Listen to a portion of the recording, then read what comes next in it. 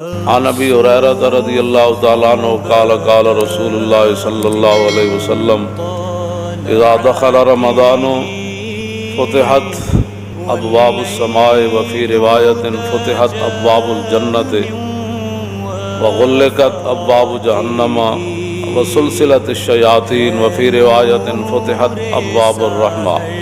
حضرت ابو ہریرہ کہتے ہیں کہ نبی علیہ الصلوۃ والسلام نے فرمایا کہ جب رمضان المبارک داخل ہوتا ہے یعنی شروع ہوتا ہے تو پھر آسمان کے دروازے کھول دیے جاتے ہیں، اور ایک روایت میں یہ ہے کہ جنت کے دروازے کھول دیے جاتے ہیں اور جہنم کے دروازے بند کر دیے جاتے ہیں، وسلسلت الشیاطین اور شیطانوں کو جکڑ دیا جاتا ہے، اور ایک روایت میں یہ ہے کہ رحمت کے دروازے کھول دیے جاتے ہیں۔ عن سہل بن سعد قال قال رسول اللہ صلی اللہ تعالی علیہ وسلم فی الجنت ثمانیۃ ابواب منہا باب یسمى الریان لا يدخلہ الا الصائمون۔ نبی علیہ الصلوۃ والسلام نے فرمایا جنت کے 8 دروازے ہیں، ان میں سے ایک دروازے کا نام ریان ہے، تو فرمایا اس سے صرف روزے دار داخل ہوں۔ عن ابی ہریرہ رضی اللہ تعالی عنہ قال قال رسول اللہ صلی اللہ تعالی علیہ وسلم من صام رمضان ایمانا واحتسابا غفر له ما تقدم من ذنبه ومن قام رمضان ایمانا واحتسابا غفر له ما تقدم من ذنبه ومن قام لیلۃ القدر ایمانا واحتسابا غفر له ما تقدم من ذنبه۔ نبی علیہ الصلوۃ والسلام نے فرمایا، حضرت ابو ہریرہ راوی ہے، حضور نے فرمایا کہ جس بندے نے رمضان المبارک کے روزے رکھے ایمان اور ثواب کی نیت سے، ریا سے پاک ہو کر، ریاکاری نہیں تھی اس میں، تو اس کے سابقہ تمام گناہوں کو معاف کر دیا جاتا ہے۔ اور نبی علیہ الصلوۃ والسلام نے فرمایا کہ جس آدمی نے نماز تراویح پڑھی یعنی رمضان المبارک کی راتوں کو قیام کیا، تو حضور نے فرمایا کہ ایمان اور ثواب کی نیت سے غفر له ما تقدم من ذنبه، اس کے بھی تمام گناہوں کو معاف کر دیا جاتا ہے۔ اور نبی علیہ الصلوۃ والسلام نے فرمایا من قام لیلۃ القدر ایمانا واحتسابا، اور حضور نے فرمایا کہ جس نے لیلۃ القدر کی رات قیام کیا یعنی اس کو زندہ کیا اور ساری رات وہ اللہ کے سامنے کھڑا رہا ایمان اور ثواب کی نیت سے، تو حضور نے فرمایا اس کے گناہوں کو بھی معاف کر دیا جاتا ہے۔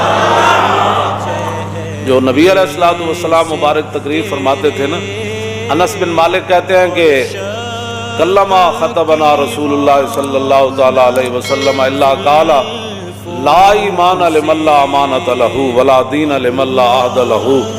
انس بن مالک نے 10 سال ظاہر حضور کی خدمت کی، تو کہتے ہیں میں نے حضور کا کوئی کم ہی ایسا خطبہ سنا ہوگا جس میں حضور نے تقریر سے پہلے یہ نہیں فرمایا لا ایمان لمن لا امانۃ له، فرمایا اس کا تو ایمان ہی نہیں جس کے اندر امانت داری نہیں ہے۔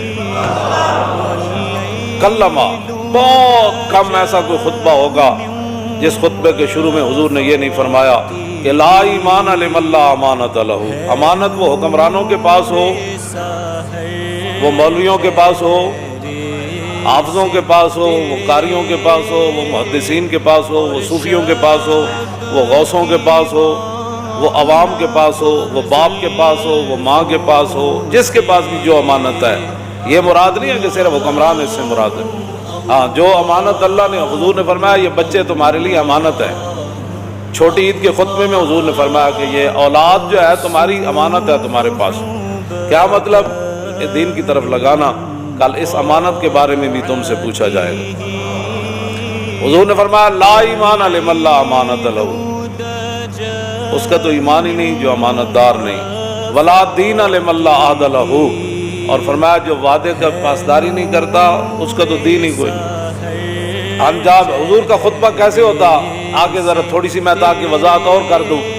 عن جابر ابن عبداللہ قال کان رسول اللہ صلی اللہ تعالی علیہ وسلم اذا خطب احمرت عیناہ وعلی صوت واشتدت غضبہ کانہ منذر جیش یقول سبحکم ومساکم۔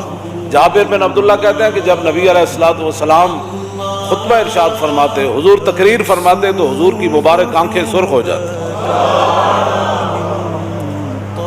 تقریر تو وہ ہوتی ہے. پھر اور کیا ہوتا؟ وَعَلَىٰ صَوْتُهُ، حضور کی آواز مزید بلند ہو جاتی.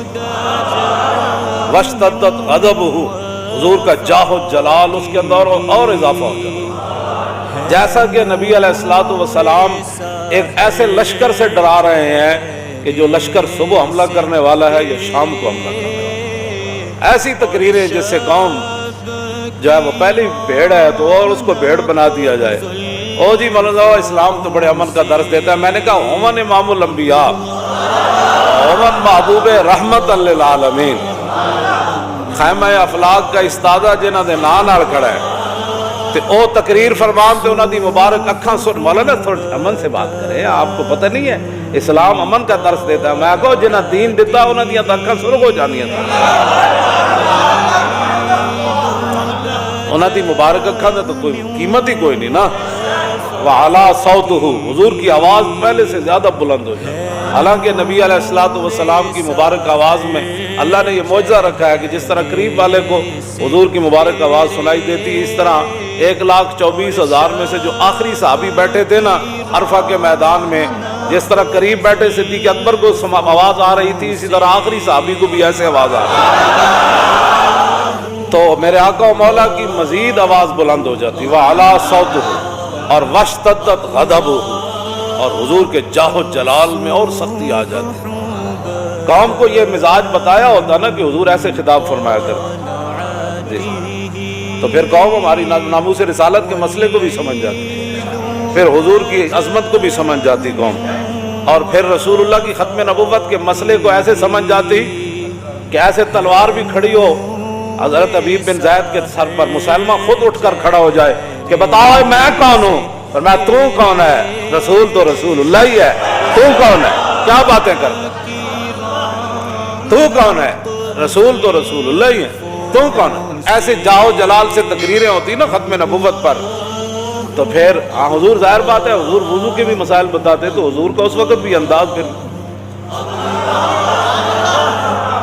عن سلمان الفارسی قال خطبنا رسول اللہ صلی اللہ تعالی علیہ وسلم فی آخر یوم من شعبان. حضور نے، سلمان فارسی کہتے ہیں کہ حضور نے شعبان کے آخری دن یہ ہمیں خطبہ ارشاد فرمایا. کیا فرمایا؟ فقال یا ایھا الناس قد اظلکم شہر عظیم شہر مبارک شہر فیہ لیلۃ خیر من الف شہر. شعبان کی آخری تاریخ کو حضور نے ہمیں خطبہ ارشاد فرمایا. تو اس خطبے کا انداز بھی تو یہی ہوگا نا، قد اظلکم شہر عظیم، ہاں جی شہر مبارک.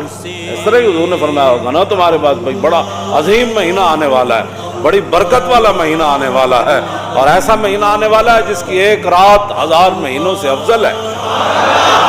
جعل اللہ صیامہ فریضۃ وقیام لیلہ تطوعا. حضور نے فرمایا اللہ نے اس کے روزوں کو فرض کیا، اور رات جو ہے نماز تراویح پڑھنا یہ میری سنت ہے.